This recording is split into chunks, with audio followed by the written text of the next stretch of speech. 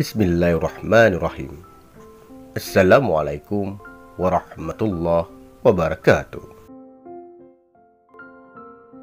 Kembali lagi di channel Takbir Islam.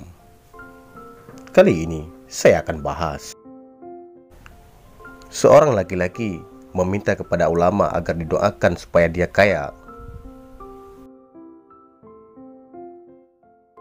Jangan lupa sukai video ini, komen dan berlangganan, serta bagikan video ini agar bermanfaat untuk kita semua. Dengan langkah gontai, seorang laki-laki datang ke sebuah masjid.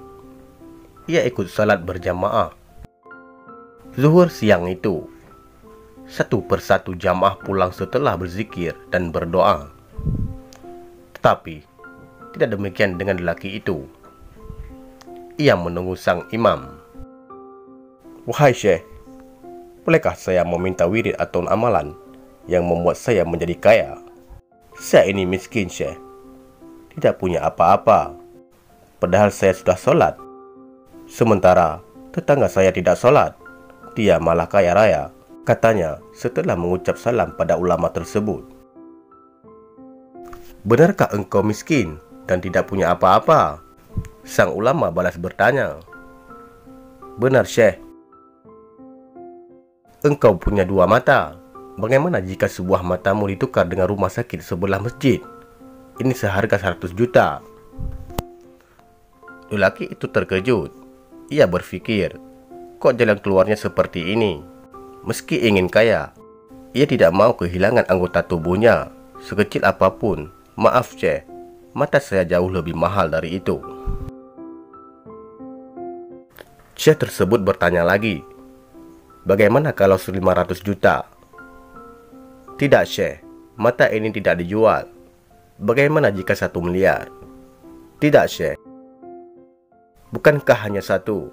Kamu masih punya satu mata lagi untuk melihat." "Tidak, Syekh.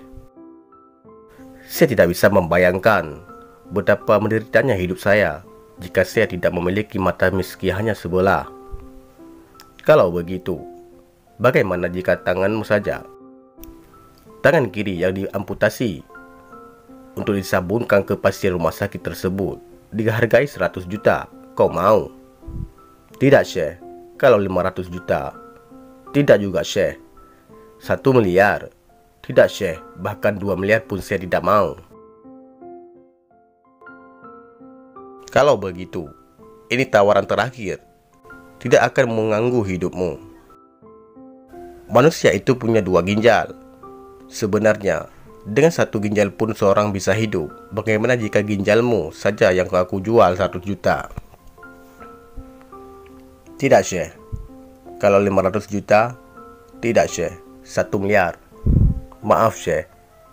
Saya tetap tidak mau. Saya tidak tahu apa yang terjadi jika saya kehilangan sebelah ginjal saya." "Jika demikian, bukankah engkau ini sangat kaya?" "Saudaraku, jika sebelah matamu harganya lebih dari 1 miliar, jika satu tanganmu harganya lebih dari 1 miliar, jika sebelah ginjalmu harganya lebih 1 miliar, jika jantungmu, paru-parumu, kakimu, hidungmu, lidahmu, telingamu, dan semuanya dinilai dengan uang, betapa kayanya dirimu. Kekayaanmu lebih dari ratusan miliar, dan Allah memberikan semua itu gratis. Andaikan Allah menyuruh kita membayar oksigennya, menyuruh kita menyewa penglihatan dan pendengaran, kita tak akan sanggup membayar itu. Berapapun uang kita, Allah Maha Rahman, Maha Pemurah dan Pengasih. Semua hambanya dikasih, tak pilih kasih. Tapi kita sebagai hamba jarang bersyukur, banyak melupakan nikmat-nikmatnya. Di surat Al-Rahman, Allah mengingatkan kita dengan kalimat, "Fabi ai ala rabbikuma tukadziban." Maka nikmat Tuhanmu yang manakah yang kamu dustakan? Ini diulang 31 kali dalam surat Al-Rahman. Sampai di sini, tak terasa mata laki-laki itu telah basah. Ia baru menyadari betapa kayanya dirinya. Ia baru saja menolak transaksi senilai 3 miliar dari ratusan miliar bahkan triliunan nilai dirinya. Dan itu adalah nikmat dari Allah yang selama ini ia lupakan. Coba kita lihat di rumah sakit sebelah. Orang yang sakit jantung, ia mau membayar berapapun untuk kesembuhannya. Orang yang stroke, ia tak bisa menikmati berapapun kekayaannya. Orang yang kena diabetes, ia tak bisa melakukan apa-apa secantik apapun istrinya. Kita ini jauh lebih beruntung daripada mereka. Apalagi mereka yang sakit sekaligus tidak beriman. Sengsara dunia akhirat. Kita punya iman. Itu adalah kunci keberuntungan. Kita dikaruniai kesehatan. Ini adalah modal besar untuk mendapatkan kekayaan. Pundak laki-laki itu berguncang. Tangisnya semakin menjadi. Terima kasih Syekh. Kini saya menyadari nikmat-nikmat Allah. Dan saya merasa betapa kayanya diri saya.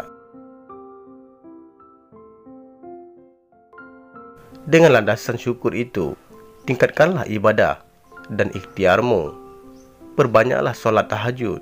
Mintalah pada Allah. Di sepertiga malam terakhir, adukan semua masalahmu. Jika surga saja diberikan oleh Allah, tentu sangat mudah baginya memberikan apapun di dunia ini. Rutinkan salat duha dan bersedekahlah. Tentu rezeki tidak datang seperti hujan, uang dari langit. Berusahalah. Bisa dimulai dari yang kecil asal engkau lakukan dengan sungguh-sungguh. Yang terpenting halal. Jangan malu jika mulai dari berdagang kecil-kecilan. Hasilnya, manfaatnya sebagian untuk dimakan, sebagian untuk tambahan modal, dan sebagian untuk sedekah. Jika tadi lelaki tersebut masuk masjid dengan langkah gontai, kini ia keluar dari masjid dengan langkah tegap. Hatinya dipenuhi dengan syukur, harapan baru, dan semangat baru. Sebab ia sadar, ia adalah orang kaya, kaya dengan karunia darinya. Semoga bermanfaat. Saya akhiri. Wassalamualaikum warahmatullahi wabarakatuh.